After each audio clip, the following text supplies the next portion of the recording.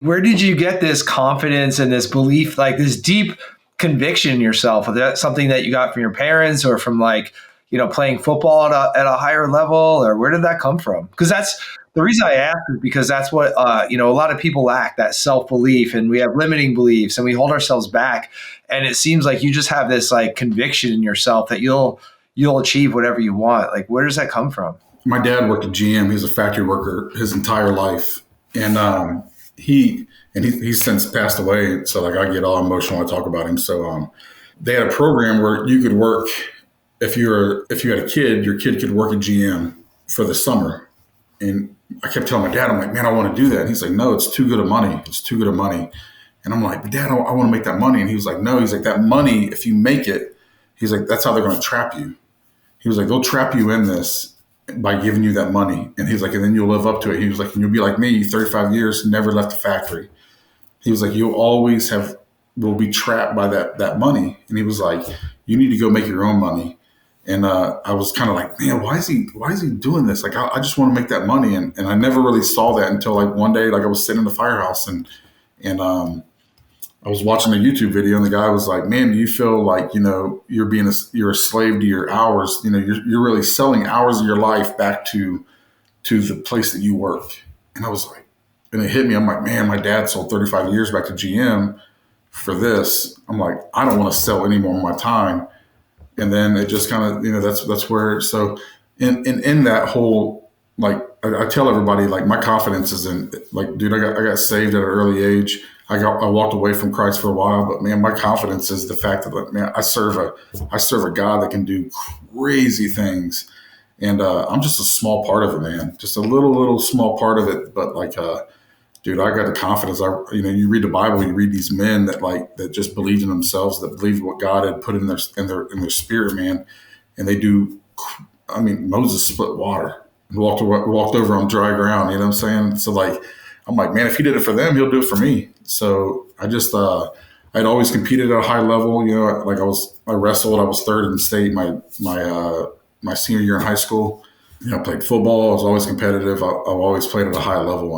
And like I said, man, I just know, like, when I was young, if I could go back and speak to myself, and I'm like, man, dude, if you would have just had this confidence back then, like if I would have just had the discipline to work out harder, to do this, it'd been great. So I promised myself, I'm like, man, I won't, when I'm 60, I won't look back at my 30s and 40s and say, man, if you just push a little harder, you can do it. So just confident, man. I love that. I want to borrow some of that because I need a little bit more myself. Just being transparent, that's what holds me back sometimes. I work hard, and a lot of people work hard, but it's just like, hey, what am I really capable if I believe in myself, or I believe in more, if I trust more in God that He's got it figured out, and I can just kind of follow that. So. That's cool, man. Thanks for sharing. Yeah. So I think that's a good segue into the current business that you built. Now, how long ago did you start Patriot? We're on our 4th year now. 4th year. All right, cool. So give us a snapshot. You guys, mostly roofing or different types of contracting, or what do you do? So we started out doing everything. We were the guys, I'll do it. And then I really realized that, like, those guys don't make it. First time I picked up the phone and said, nope, we don't do that. I was like, we don't do that. Scary, right? I was like, man, nobody's going to call me anymore because I don't do everything. And it was really cool, man. I have a friend named Dustin Douglas. He's down in Georgia. He has a $7 million roofing company, does really, really well, built all of it himself. He called me up one day, man. He's like, I see that you're doing all this little jobs. He was like, man, I really would like to get you involved in roofing. He was like, whenever he got some issues here in Ohio, he was like, you were always good to me, man. He was like, everybody else sold me down the river, but you were always like solid with me, man.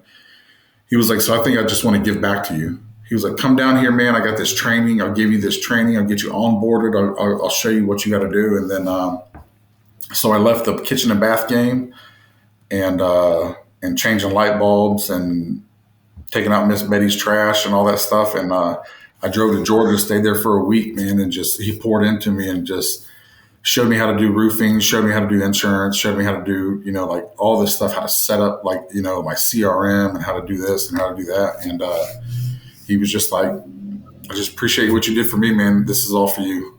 So I came back here. I dove in to roofing.